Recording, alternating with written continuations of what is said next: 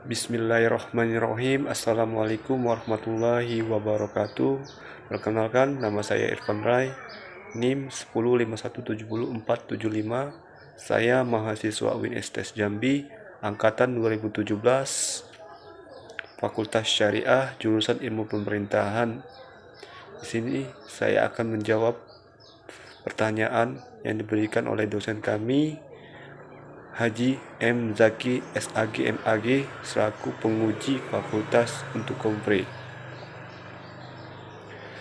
Soal yang pertama yaitu sebutkan 5 ayat dan 3 hadis tentang ibadah. Ayat yang pertama yaitu Bismillahirrahmanirrahim. Wa'aqimus salata wa'atuz zakata warka'u ma'ar rakiin. Artinya, dan laksanakanlah solat, tunaikanlah zakat, dan rukuklah beserta orang-orang yang rukuk.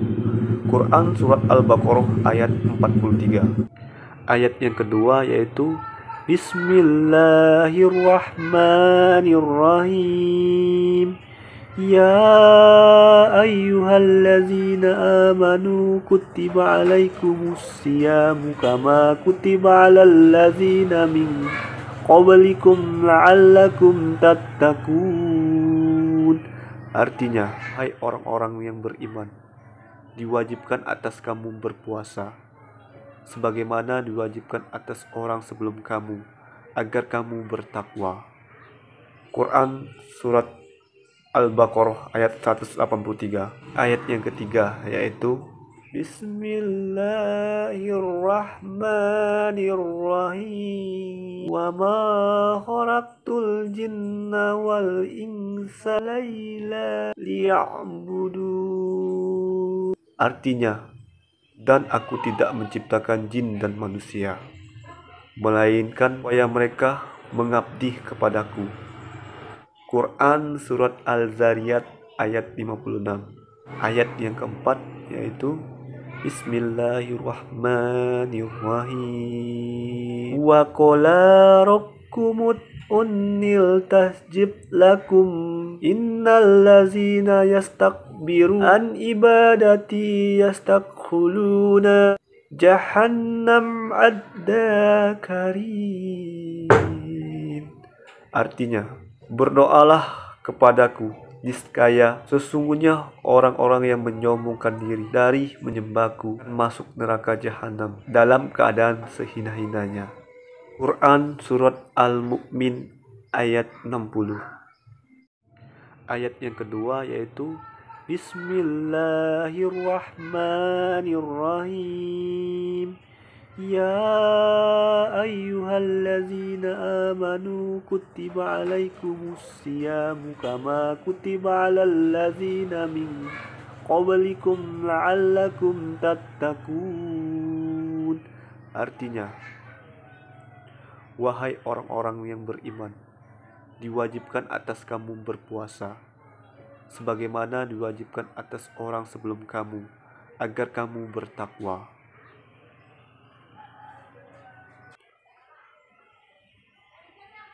Ayat yang ketiga yaitu Bismillahirrahmanirrahim. Wa ma khalaqtul jinna wal insana illa liya'budun. Artinya, dan aku tidak menciptakan jin dan manusia, melainkan agar mereka mengabdi kepadaku. Quran Surat Al-Zariyat ayat 56. Ayat yang kelima yaitu Bismillahirrahmanirrahim. Fa iza qadaitum manasikakum fazakkirullah kazikirkum abaakum aw yasadda zikra minan nasi may yaqulu atina fid dunya wa ma lahu fil akhirati min khalaq. Apabila kamu telah menyelesaikan ibadah hajimu, maka berzikirlah dengan menyebut nama Allah. Sebagaimana kamu membangga-banggakan nenek moyangmu. Atau bahkankah berzikirlah lebih banyak dari itu. Maka di antara manusia, orang yang berdoa, "Ya Tuhan kami, berikanlah kami kebahagiaan di dunia yang menyenangkan di akhirat." Dan tiadalah baginya Quran Surat Al-Baqarah ayat 200. Selanjutnya yaitu tiga hadis. Hadis yang pertama yaitu An Ibni Umar anin Nabi sallallahu alaihi wasallam qala sholli buyutikum wala ta'khizzaha kubur. Artinya, dari Abdullah bin Umar, Nabi Muhammad sallallahu alaihi wasallam mengatakan, "Salatlah di rumah dan janganlah rumahmu seperti kuburan." Hadis riwayat Tirmizi. Hadis yang kedua yaitu Bismillahirrahmanirrahim. Ya Bilal, farinna bisolati. Artinya, wahai Bilal, berdirilah, nyamankanlah kami dengan mendirikan solat. Hadis riwayat Abu Dawud. Hadis yang ketiga yaitu Bismillahirrahmanirrahim. Isa'u'tita say'an min khairun fakul watasaddaq. Artinya, jika engkau diberikan sesuatu tanpa engkau memintanya, maka terimalah, engkau boleh memakannya. Hadis riwayat Muslim. Selanjutnya yaitu soal yang nomor 2. Sebutkan 5 ayat dan 3 hadis tentang muamalah seperti ekonomi, pemerintahan atau pemimpin, dan pernikahan. Bismillahirrahmanirrahim. Subhanalladzi khalaqa azwaja kullaha mimma tumbitu ardu wa min anfusihim wa mimma la ya'lamun. Artinya, Maha suci Allah telah menciptakan semuanya berpasang-pasangan, baik dari apa yang ditumbuhkan dari diri mereka sendiri, maupun dari apa yang mereka tidak ketahui. Quran Surat Yasin ayat 36. Ayat yang kedua yaitu Bismillahirrahmanirrahim. Wa min kulli syai'in khalaqna zawjainillah allakum tazakkarun. Artinya, dan segala sesuatu kami ciptakan berpasang-pasangan agar kamu mengingat kebesaran Allah. Quran Surat Az-Zariyat ayat 49. Yaitu ayat yang ketiga yaitu Bismillahirrahmanirrahim. Ya ayyuhallazina amanu hiullaha wati Rasulullah ulil amri. Artinya, wahai orang-orang beriman, taatlah Allah dan taatlah Rasul dan ulil amri, pemegang kekuasaan antara kamu. Quran Surat An-Nisa ayat 59. Ayat yang keempat yaitu Bismillahirrahmanirrahim. Ya ayyuhallazina amanu taqullaha kunu ma'as-shadiqin. Wahai orang-orang beriman, bertakwalah kepada Allah, dan bersamalah kamu dengan orang-orang yang benar. Quran Surat At-Taubat ayat 119. Yang kelima yaitu Bismillahirrahmanirrahim. Wasyamir fil faiza azamta waffakalla innallaha yuhibbul muttawakkilin. Artinya, dan bermusyawarah dengan mereka dalam urusan itu. Membulatkan tekad, maka bertawakallah kepada Allah. Sungguhnya Allah telah mencintai orang yang bertawakal. Quran Surat Al-Imran ayat 159. Yang pertama yaitu Bismillahirrahmanirrahim. Arba'a min sunnani mursalin al-haya wastakturu wasiwahku manikaha. Artinya, ada 4 perkara sunnah para rasul: rasa malu, memakai wangi-wangian, bersiwak, dan bernikah dan menikahlah. Hadis riwayat Tirmizi. Hadis yang kedua yaitu tazau wajah khobda fakot kamala zofat dainin. Artinya, jika seseorang menikah, maka ia telah menyempurnakan separuh agamanya. Karenanya bertakwalah separuh agamanya. Hadis riwayat Al-Baihaqi. Hadis yang ketiga yaitu Bismillahirrahmanirrahim. Ya masyarra sababi manistaqtaqa minkumul ba'ata falyatazawwud. Artinya, wahai para pemuda, barang siapa di antara kalian berkemampuan untuk menikah, maka menikahlah. Hadis riwayat Tirmizi. Selanjutnya itu soal yang nomor 3. Definisi syariah, fikih, hukum Islam, beserta persamaan, perbedaan, dan hubungannya. Di sini saya jelaskan apa sih yang dimaksud dengan syariah. Syariah menurut etimologis berarti jalan yang harus diikuti.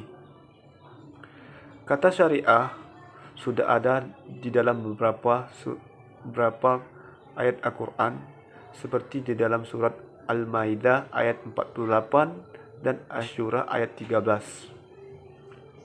Yang mengandung arti jalan yang jelas yang membawa kemenangan. Menurut para ahli etimologi, bahwa kata syariah adalah segala tinta Allah yang berhubungan perilaku manusia mengenai akhlak. Dan demikian, syariah dapat saya simpulkan bahwa syariah itu adalah nama bagi hukum-hukum Islam yang bersifat amalia. Kenapa saya sebut nama-nama hukum? Karena contohnya saja kita lihat Fakultas Syariah. Di sana banyak itu jurusan yang membahas jurusan tentang hukum. Selanjutnya itu pengertian fikih. Fikih secara etimologi berarti pemahaman yang jelas. Secara etimologi adalah pemahaman yang mendalam dan membutuhkan potensi akal.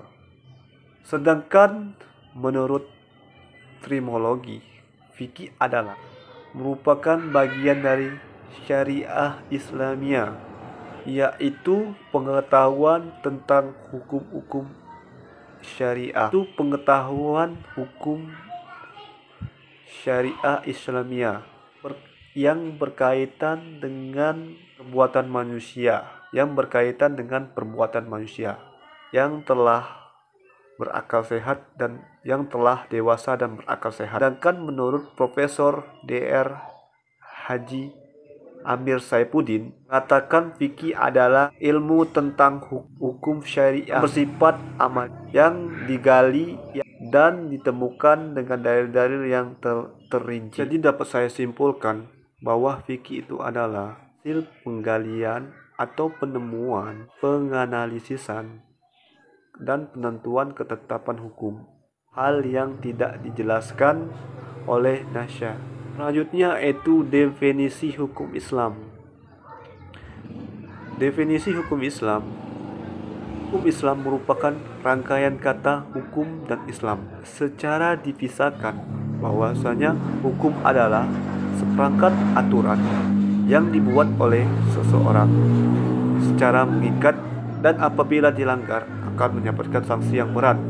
Bila kata hukum digabungkan dengan kata Islam, maka hukum Islam adalah perangkat peraturan berdasarkan wahyu Allah Subhanahu wa taala, sunnah Rasulnya tentang tingkah laku manusia mukallaf yang diakui dan diyakini untuk semua orang beragama Islam. Hubungan antara hukum Islam dan fikih.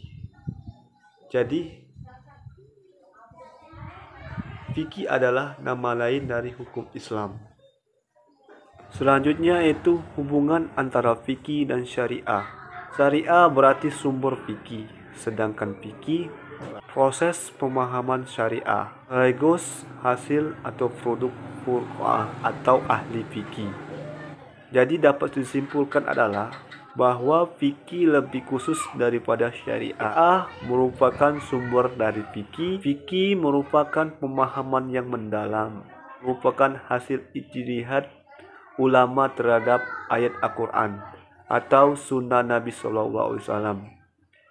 Jadi hubungan antara fikih dan syariah itu tidak dapat dipisahkan, karena fikih dan syariah yaitu saling berkaitan. Perbedaan antara fikih dan syariah yaitu ada 5. Yang pertama yaitu syariah identik dengan wahyu Allah, sedangkan fikih adalah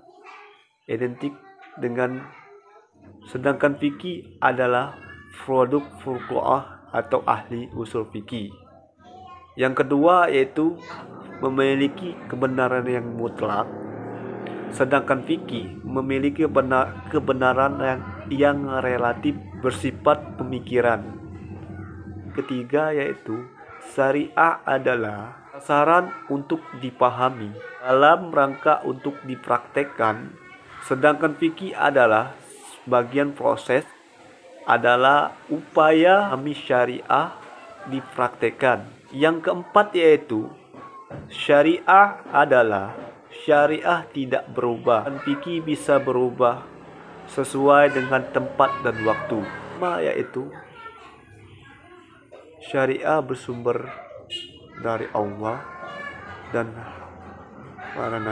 para rasulnya, sedangkan fikih bersumber dari pemikiran manusia.